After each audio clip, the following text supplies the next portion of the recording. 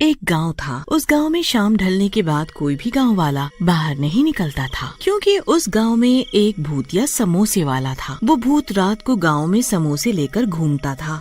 उसके समोसे की खुशबू पूरे गांव में फैल जाती थी। खुशबू से गांव वाले आकर्षित होने लगते थे और अपने घरों से बाहर आ जाते थे। वो भूत उन्हें उठाकर अपने समोसे की दुकान पर ले जाता था और उन्हें मार देता था। इसीलिए गांव वाले अपने अपने घरों की खिड़कियां और दरवाजे रात को अच्छे से बंद रखते थे, ताकि समोसों की खुशबू अंदर न आए। एक दिन राजन शहर से 18 साल बाद अपने गांव लौटा था। अच्छा माँ, तुमसे तो मिल लिया, अब मैं जरा अपने दोस्तों से भी मिलाऊं। अच्छा जाओ, पर शाम ढलने से पहले घर लौट आना बेटा।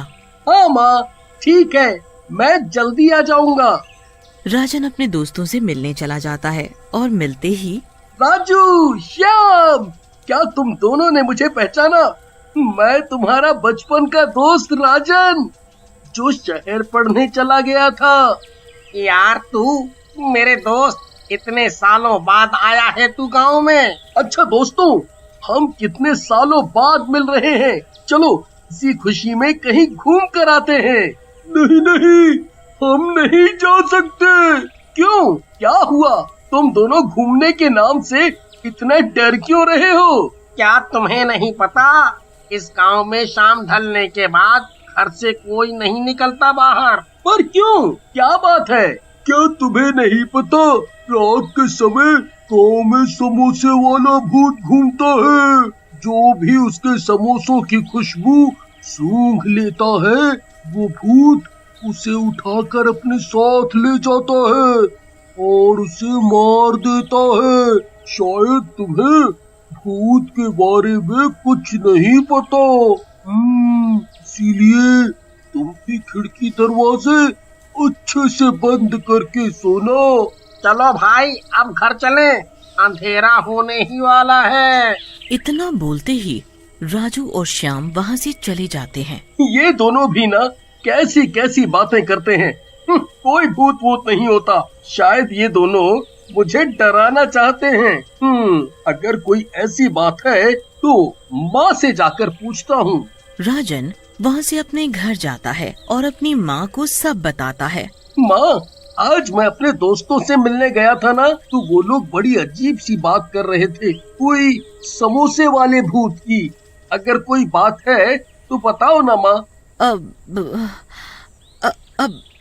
इस बारे में कल बात करेंगे बेटा, अभी रात बहुत हो गई है, अभी तू सो जा। हाँ? फिर राजन अपने कमरे में सोने चला जाता है।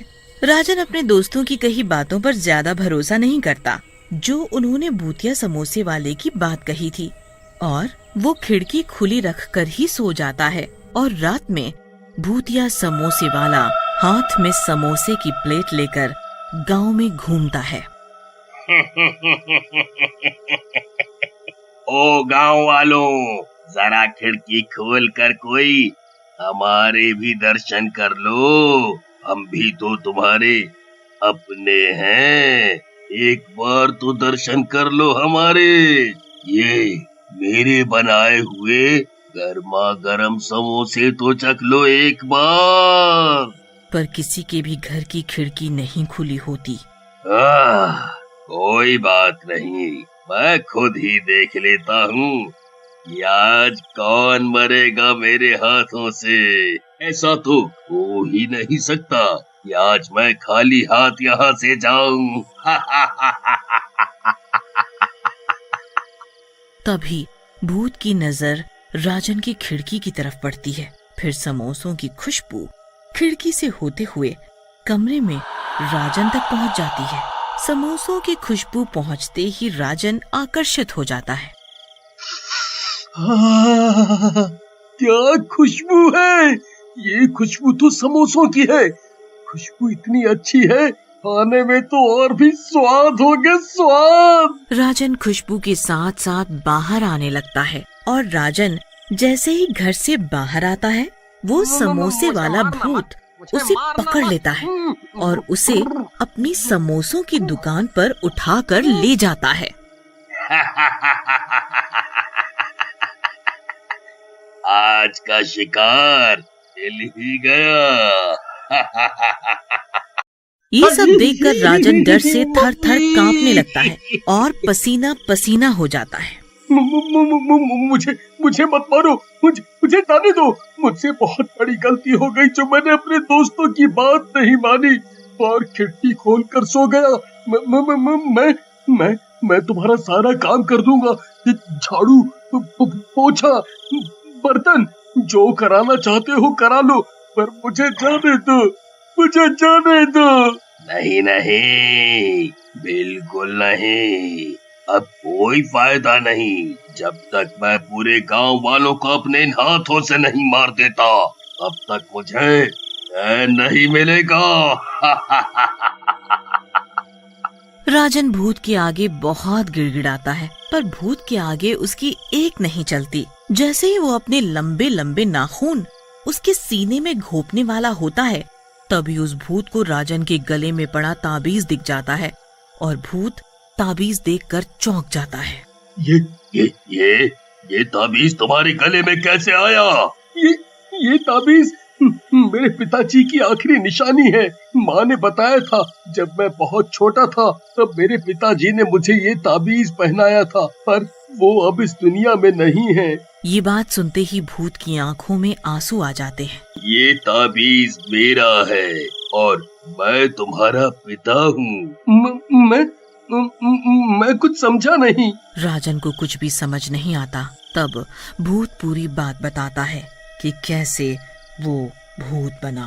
बेटा, आज से बहुत साल पहले गांव में मेरी समोसे की दुकान हुआ करती थी। मेरे समोसों के चर्चे दूर दूर तक फैले हुए थे।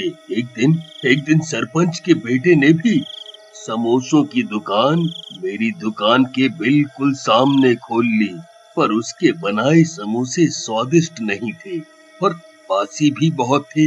इस वजह से सभी उसके बनाए समोसे नहीं खरीदते थे। मेरे बनाए समोसे ताजा और स्वादिष्ट होते थे और उसकी खुशबू से ही लोग अपने आप मेरी दुकान पर खींचे चले आते थे और कई समोसे खा जाते थे और तो और अपने घर के लिए भी रखवा कर ले जाते थे। इस वजह से सरपंच का लड़का मुझसे बहुत चिढ़ता था। एक दिन उसने मुझे रास्ते से हटाने की योजना बनाई और चुपचाप मेरी दुकान में आग लगा दी और दुकान के साथ मुझे भी जलाकर मार दिया और मैं भूत बन गया। अब जब तक मैं उसे मार नहीं देता मेरी आत्मा को शांति नहीं मिलेगी। पिताजी, अगर आपकी मौत सरपंच के बेटे की वजह से हुई है तो आप गांव वालों को क्यों मार रहे हो? बेटा, जब मेरी दुकान में आग लगी थी तब किसी ने भी मेरी मदद नहीं की। सभी खड़े खड़े देख रहे थे बस, इसलिए मैं इन सबको मार दूंगा। पर मैं अभी तक सरपंच के बेटे को मारकर अपना बदला नहीं ले पाया, क्योंकि वो अपने घर को हमेशा बंद रखता है, कभी भी बाहर नहीं आता। पिताजी, मैं इसमें आपकी मदद कर सकता हूँ, पर आप मुझसे वादा करो कि आप गांव वालों को नहीं मारेंगे। भूतिया समोसे वाला राजन की बात मान लेता है और फिर राजन पूरी योजना बनाता है कि कैसे सरपंच के लड़के को घर से बाहर निकाला जाए। योजना के हिसाब से एक दिन राजन चुपके से सरपंच के घर की खिड़की पर समोसे से भरी प्लेट रखाता है। कुछ देर बाद सरपंच का बेटा समोसे की खुशबू से आकर्षित हो जाता है और घर से बाहर आ जाता है। अब मैं तुझे मार कर अपना बदला लूंगा। पर तुम मुझे मारना क्यों चाहते हो? और इस राजन को तो तुम कुछ भी नहीं कर रहे हैं। क्योंकि तुम मेरे कातिल हो। तुमने मुझे मारा है, इसने नहीं, और गांव वाले भी निर्दोष हैं। मैं और तुम्हारा कातिल? कौन हो तुम? कौन हो तुम? इसके बाद भूत अपने असली रूप में आ जाता है। बंसी, तुम? ठीक पहचाना, बंसी हूँ मैं। तुमने मुझे जलाकर मार डाला था, याद आया?